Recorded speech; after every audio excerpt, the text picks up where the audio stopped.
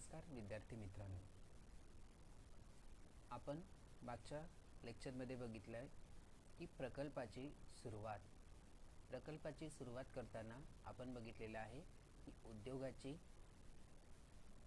स्थापना किंवा उद्योग स्थापनेची प्रणाली कशी आहे, उद्योगाची नोंदणी कशी केली जाते, भांडवल उभारणी कशी केली जाते व गुंतवणूक प्रणाली कशी असते हे आपण मागच्या पिरियडमध्ये बघितलेलं आहे। आता आपण त्याचाच पुढचा भाग बघणार आहोत की उद्योजकाला आर्थिक सहाय्य करणाऱ्या वित्तीय संस्था। तर उद्योजकाला जे अर्थपुरवठा करणाऱ्या संस्था आहे त्या विविध प्रकारच्या आहेत। मग त्यामध्ये पहिला आहे राष्ट्रीय औद्योगिक विकास महामंडळ। तर राष्ट्रीय औद्योगिक विकास महामंडळ म्हणजेच नॅशनल इंडस्ट्रियल डेव्हलपमेंट कॉर्पोरेशन, त्यालाच शॉर्ट फॉर्ममध्ये NIDC असं सुद्धा म्हटलं जातं। या महामंडळाची स्थापना ऑक्टोबर 1945 मध्ये झाली आहे। देशाच्या औद्योगिक विकासाकरिता उपभोग्य वस्तू निर्माण करणाऱ्या उद्योगांपेक्षा ही मूलभूत उद्योगाचे यामध्ये महत्त्व आहे। औद्योगिक विकासाकरिता आवश्यक असणाऱ्या उद्योगांची वाढ व्हावी याकरिता हे महामंडळ अस्तित्वात आले।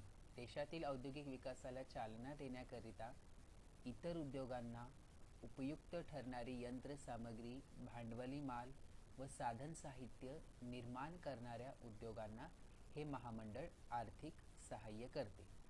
राष्ट्रीय औद्योगिक विकास महामंडळ काय आहे की या मंडळाची स्थापना ऑक्टोबर 1945 मध्ये झाली। औद्योगिक विकासाकरिता आवश्यक असणाऱ्या उद्योगांची वाढ व्हावी यासाठी हे महामंडळ अस्तित्वात आलं। देशातील औद्योगिक विकासाला चालना देण्याकरिता इतर उद्योगांना उपयुक्त ठरणारी मशिनरी, यंत्रसामग्री, भांडवली माल व साधन साहित्य निर्माण करणाऱ्या उद्योगांना हे महामंडळ आर्थिक सहाय्य करण्याचं कार्य करते। त्यानंतर आहे राष्ट्रीय लघु उद्योग महामंडळ, national small industries corporation NSIC।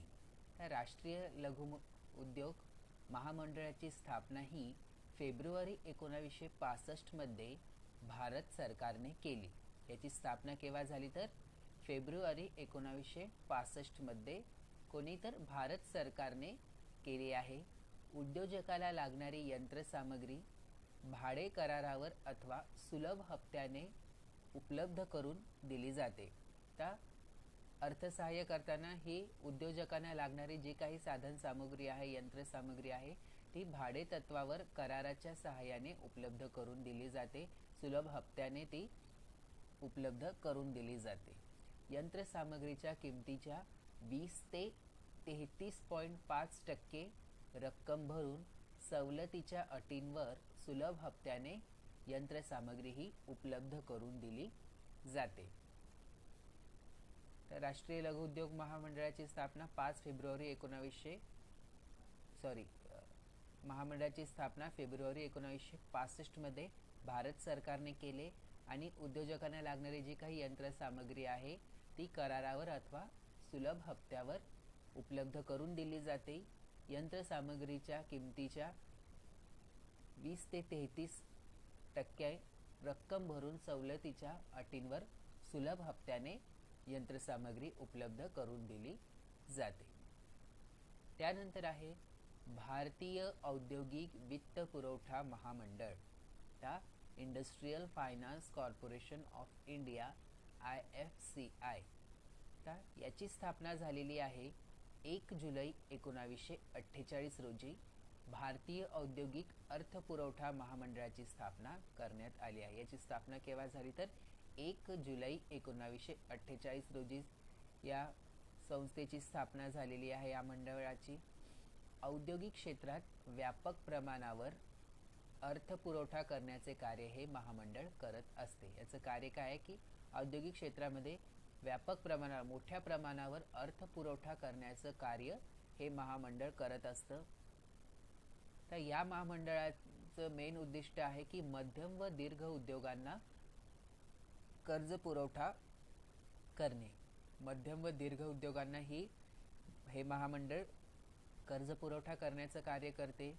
देशातील सार्वजनिक क्षेत्र, सहकारी क्षेत्र इत्यादी उद्योगांना कर्ज पुरवठा करणे, खाण व्यवसाय, वीज निर्मिती करणारे व्यवसाय इत्यादींना मोठ्या प्रमाणामध्ये अर्थसहाय्य करण्यासाठी देशातील सार्वजनिक क्षेत्र आहे किंवा सहकारी जे क्षेत्र आहे त्या उद्योगांना कर्ज पुरवठा करण्याचं कार्य भारतीय औद्योगिक वित्त पुरवठा महामंडळ करत असते. मग त्यामध्ये खाण व्यवसाय असेल, मोठा व्यवसाय, वीज निर्मिती करणारे प्रकल्प असतील तर त्या उद्योगांना, त्या प्रकल्पांना अर्थसहाय्य करण्याचं कार्य करते. त्यानंतर आहे भारतीय औद्योगिक विकास bank, industrial development bank of India, त्याला शॉर्ट फॉर्ममध्ये आपण IDBI असं म्हणतो. ही बँक 1 जुलै 1964 रोजी स्वतंत्र कायद्याने स्थापन करण्यात आली. 1 जुलै 1964 रोजी ही स्वतंत्र कायद्याने स्थापन करण्यात आली.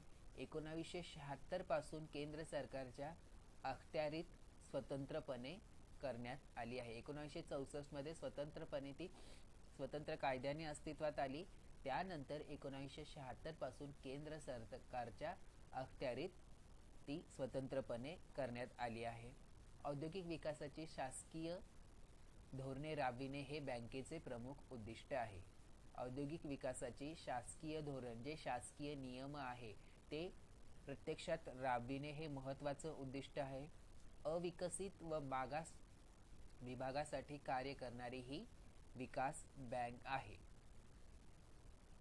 अविकसित व मागास विभागांसाठी ती कार्य करणारी एक विकास बँक आहे. तिच्या नावातच आहे की भारतीय औद्योगिक विकास बँक. जे मागासलेले भाग आहे, अविकसित झालेले भाग आहे, तिथं ती त्यांचा विकास कसा होईल या दृष्टीने कार्य करत असते. विकसनशील क्षेत्रात प्रकल्प स्थापन करणाऱ्या उद्योजकाला ही बँक कर्ज पुरवठा करते. विकसनशील, जे देश विकसित होण्याच्या मार्गावर आहे अशा क्षेत्र, जे विकासाच्या मार्गावर आहे अशा क्षेत्रांमध्ये प्रकल्प स्थापन करणारे जे उद्योग आहे त्या उद्योगांना अर्थसहाय्य करण्याचं भारतीय औद्योगिक विकास बँक ही करत असते. उद्योगांना भांडवल उभारणीच्या कार्यात मदत करते, उद्योगधंद्यांना फेर परतफेड करते. तसेच कर्ज रोखे विक्रीस काढले तर त्या कर्ज रोख्याची हमी घेण्याचेही कार्य ही बँक करत असते.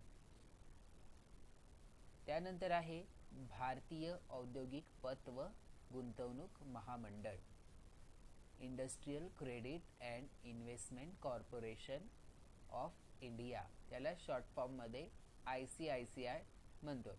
तर ICICI बँक म्हणून आपल्याला माहीत आहे. तर जागतिक बँकेच्या प्रयत्नाने भारतीय औद्योगिक कर्ज पुरवठा व गुंतवणूक महामंडळाची स्थापना करण्यात आली आहे. जागतिक बँकेच्या प्रयत्नाने, वर्ल्ड बँकेच्या प्रयत्नाने भारतीय औद्योगिक कर्ज पुरवठा व गुंतवणूक महामंडळाची स्थापना करण्यात आली आहे. भारतीय प्रमंडळ कायद्यान्वये या मंडळाची स्थापना जानेवारी 1955 मध्ये झाली. ICICI बँकेची स्थापना ही जानेवारी 1955 मध्ये झाली. विशेषतः खाजगी क्षेत्रात नव्याने निर्माण होणाऱ्या प्रमंडळाला आर्थिक सहाय्य करण्यात या मंडळाचा मोठा वाटा आहे. खाजगी क्षेत्रात लघु उद्योग व मध्यम उद्योगांचा विकास करणे, खाजगी उद्योगांच्या आधुनिकीकरणासाठी व विस्तारासाठी कर्ज पुरवठा करणे, नवीन उद्योगांना भांडवल पुरवठा करणे, दीर्घ मुदतीच्या व मध्य मुदतीच्या कर्ज पुरवठा करणे, नवीन उद्योगाचे भाग खरेदी करून भाग भांडवल उपलब्ध करून देणे इत्यादी कार्य भारतीय औद्योगिक पत व गुंतवणूक महामंडळामार्फत केले जाते. त्यानंतर आहे भारतीय कृषी आणि ग्रामीण विकास bank, national bank of agriculture and rural development, त्यालाच आपण नाबार्ड असं म्हणतो. ही बँक अविकसित ग्रामीण विभागाचे औद्योगिकीकरणासाठी व विकासासाठी कार्य करत असते. ही बँक कशासाठी कार्य करते, तर जे ग्रामीण भागामधले विभाग आहे, जे अविकसित आहे, तिथे औद्योगिकरण कसं केल्या जाईल व तिथला विकास कसा केला जाईल या दृष्टीने ती कार्य करण्याचा प्रयत्न करते. मुख्यत्वे करून नाबार्ड ग्रामीण भागातील सहकारी बँकांना भांडवल पुरवण्याचे कार्य करते. मुख्यत्वे काय करते ती, तर ग्रामीण भागातील ज्या सहकारी बँका आहेत त्यांना भांडवल पुरवण्याचं कार्य भारतीय कृषी बँक किंवा ग्रामीण विकास बँक करते. सप्टेंबर 1985 पासून ग्रामीण भागातील टायनी, कॉटेज, विलेज इंडस्ट्रीसाठी अर्थसहाय्य करू लागली आहे. 1985 पासून ग्रामीण भागातील जे एकदम छोटे उद्योग आहे, tiny, cottage industries, village industries, ग्रामीण उद्योग वगैरे, तर अशा उद्योगांना अर्थसहाय्य करण्याचं कार्य भारतीय कृषी आणि ग्रामीण विकास बँक 1985 पासून करू लागली आहे. इंडस्ट्रीजसाठी मार्जिन मनी कर्ज म्हणून दिले जाते. त्यावर व्याजाची आकारणी केली जात नाही, मात्र इतर कर्जावर व्याजाचा दर आकारला जातो व कर्ज परतफेड ही 10 वर्ष करावयाची असते. एकंदरीत नाबार्ड ही बँक ग्रामीण भागाचा विकास होण्यासाठी ग्रामीण भागामधले जे छोटे मोठे उद्योग आहे, टायनी उद्योग, कॉटेज, विलेज इंडस्ट्रीज, अशा उद्योगांना अर्थसहाय्य करण्याचं कार्य करते.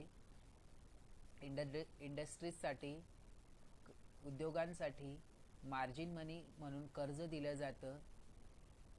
त्यावर व्याजाची आकारणी केली जात नाही व त्याची परतफेड ही 10 वर्षामध्ये करावयाची असते.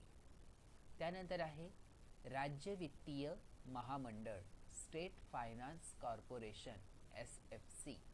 राज्य वित्तीय महामंडळाची स्थापना औद्योगिक धोरणाचा एक भाग म्हणून 1951 मध्ये करण्यात आली. महाराष्ट्र राज्यात देखील महाराष्ट्र राज्य वित्तीय महामंडळ या नावाने वित्तीय महामंडळाची स्थापना 1962 मध्ये करण्यात आली. राज्यातील लघु व मध्यम स्वरूपाच्या उद्योगांना दीर्घ मुदतीचे भांडवल पुरवणे हे या महामंडळाचे प्रमुख उद्दिष्ट आहे. राज्य वित्तीय महामंडळ ची स्थापना ही औद्योगिक धोरणाचा एक भाग म्हणून 1951 मध्ये याची स्थापना करण्यात आलेली आहे. महाराष्ट्र राज्यात देखील महाराष्ट्र राज्य वित्तीय महामंडळ या नावाने वित्तीय महामंडळाची स्थापना झालेली आहे. 1962 मध्ये याची स्थापना महावित्तची करण्यात आली आहे. लघु आणि मध्यम उद्योगांना जमीन, इमारत, यंत्रसामग्री, उपकरणे इत्यादी मध्ये मोठ्या प्रमाणात आर्थिक गुंतवणूक करावी लागते. यासाठी ही महामंडळे मुदत कर्ज देते. या महामंडळाकडून कर्ज घेण्यामध्ये फायदा म्हणजे साधारण 10 वर्षापर्यंत कर्जफेडीची आपल्याला मुदत मिळते व मुद्दल रकमेच्या कर्जफेडींमध्ये 2 वर्षाचा सुट्टी काळ म्हणून मिळतो. त्याचं सांगितलेलं आहे की 1951 मध्ये या धोरणात औद्योगिक धोरणाचा भाग म्हणून याची स्थापना करण्यात आली. महाराष्ट्र राज्यामध्ये महावित्त म्हणून महाराष्ट्र राज्य वित्तीय महामंडळ या नावाने त्याची स्थापना 1962 मध्ये करण्यात आलेली आहे. राज्यातील लघु व मध्यम स्वरूपाच्या उद्योगांना दीर्घ मुदतीचे कर्ज भांडवल पुरवण्याचं कार्य हे महामंडळ करत असते. लघु व मध्यम उद्योगांना मोठमोठ्या जे इमारती, जमीन, यंत्रसामग्री, उपकरणे इत्यादींमध्ये मोठ्या प्रमाणावर आर्थिक गुंतवणूक करावी लागते. यासाठी ही महामंडळे मुदत कर्ज देते आणि या मुदत कर्जाचा परतफेडीचा कार्यकाळ कालावधी 10 वर्षापर्यंत तो त्याची परतफेड करू शकतो आणि कर्जफेडीची मुदत मिळते व मुद्दल रकमेच्या परतफेडीचा 2 वर्षाचा सुट्टी काळ म्हणून आपल्याला तिथे मिळतो. अशा प्रकारे राज्य वित्तीय महामंडळाचं कार्य आहे. त्यानंतर आहे व्यापारी बँका, बिझनेस ट्रेडिंग सेक्टर बँक. त्या व्यापारी बँका या प्रामुख्याने व्यापारी संस्थांना कर्ज पुरवठा करण्याचं कार्य करतात. या बँका जनतेकडून ठेवीच्या स्वरूपात पैसे स्वीकारतात व ते सुरक्षित ठेवण्याचे आश्वासन देतात. ठेवी म्हणून जमा झालेला जो काही पैसा आहे तो गरजूंना कर्ज म्हणून दिलं जातं. आता उद्योगधंदे, इतर व्यवसाय व व्यापारी या सर्वांच्या अल्प मुदतीच्या आर्थिक गरजा व्यापारी बँका ह्या पुरवत असतात. ज्या व्यापारी बँकांमध्ये जे काही लोक ठेवी म्हणून बँकेमध्ये जो पैसा ठेवतात त्या ठेवींच्या स्वरूपात जे गरजू व्यक्ती आहे त्यांना आर्थिक सहाय्य करण्याच्या दृष्टीने ही बँक त्यांना कर्ज देण्याचं कार्य करत असते. त्यानंतर आहे राष्ट्रीयकृत बँका. राष्ट्रीयकृत बँका. तर राष्ट्रीयकृत बँका मुख्यत्वे करून राष्ट्रीयकृत बँका या लघु उद्योगांना मध्यम मुदतीच्या कर्ज अग्रहक्काने देत असतात. रक्कम किती द्यावी यावर रिझर्व्ह बँकेचे बंधन असते, त्याची देखरेख असते. या बँका यंत्रसामग्री खरेदी करण्यासाठी, जागा खरेदी करण्यासाठी, रस्ते बांधण्यासाठी कर्ज देत असतात. ही कर्ज प्रकल्प खर्चाच्या 75% इतकी असतात व परतफेड 5 ते 10 वर्षामध्ये त्याची करावी लागते. या बँकांकडे उद्योजकांना व व्यावसायिकांना खास अर्थसहाय्य योजना असतात. तसेच बँकांकडून खेळते भांडवल सुद्धा मिळू शकते. तर अशा प्रकारे राष्ट्रीयकृत बँका ह्या मुख्यत्वे करून लघु उद्योगांना मध्यम स्वरूपाचे कर्ज अग्रहक्काने देत असतात. रक्कम किती द्यावी यावर रिझर्व्ह बँकेची देखरेख व त्यांची बंधने असतात. या बँका यंत्रसामग्री खरेदी करण्यासाठी, रस्ते बांधणीसाठी, जागा खरेदी करण्यासाठी कर्ज देत असतात.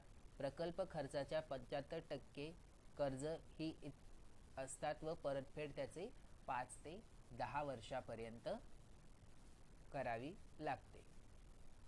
इथे आपण बघितलेले आहे की उद्योजकाला अर्थसहाय्य करणाऱ्या वित्तीय संस्था आणि बँका कोणकोणत्या आहेत. राष्ट्रीय औद्योगिक विकास बँक, राष्ट्रीय लघु उद्योग महामंडळ, भारतीय औद्योगिक वित्त महामंडळ, औद्योगिक विकास बँक, औद्योगिक पत व नियंत्रण महामंडळ, भारतीय कृषी आणि ग्रामीण विकास बँक, राज्य वित्तीय महामंडळ, व्यापारी बँका व राष्ट्रीयकृत बँका. प्रकल्पाची सुरुवात या प्रकरणामध्ये आपण बघितलेले आहे की उद्योग स्थापनेची प्रणाली काय आहे, उद्योगाची नोंदणी आपल्याला कुठं करायची आहे, प्रकल्पासाठी आवश्यक असणाऱ्या कायदेशीर बाबी कोणकोणत्या आहे, गुंतवणूक प्रणाली कशी आहे, भांडवल उभारणी कशी केली जाते व उद्योजकाला अर्थसहाय्य करणाऱ्या वित्तीय संस्था कोणकोणत्या आहे हे आपण या प्रकल्पाची सुरुवात या प्रकरणामध्ये बघितलं आहे.